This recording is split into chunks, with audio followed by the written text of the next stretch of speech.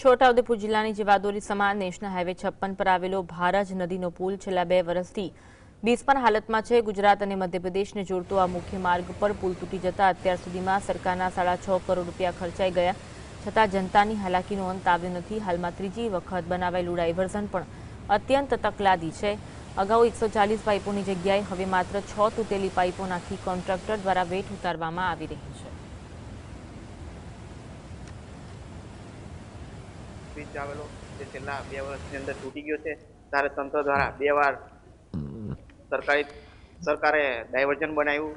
એ 2 વર્ષમાં 2 વાર ધોવાઈ ગયું, જેનો ખર્ચ અંદાજિત 125 કરોડની આસપાસ થયો અને તે સંપૂર્ણ ધોવાઈ ગયું। ત્રીજી વખત આ સરકાર અને તંત્ર બનાવી રહી છે ત્યારે એકદમ હલકી ગુણવત્તાવાળું બનાવે છે। માટી અને માત્ર રેતી અને 6 ભૂંગળાથી આ ડાયવર્ઝન બનાવી રહ્યા છે ત્યારે આને ઉપર ભારે વાહનો જવાથી ક્ષતિગ્રસ્ત થવાની પૂરેપૂરી સંભાવના છે અને આવનારી આવતા જતા પબ્લિકને ઘણી તકલીફ પડી રહી છે।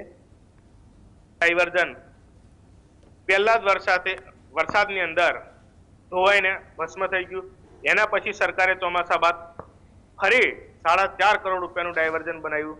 એ ડાયવર્ઝન પણ 4-5 મહિના ચાલ્યું, એ પણ તૂટીને બિલકુલ ભસ્મ થઈ ગયું। ત્યારે જનતાના ટેક્સના પૈસા આ 6 થી 7 કરોડ રૂપિયાનો બિલકુલ ભ્રષ્ટાચાર અને બગાડ થયો એવું અહીંયા સાબિત થયું છે।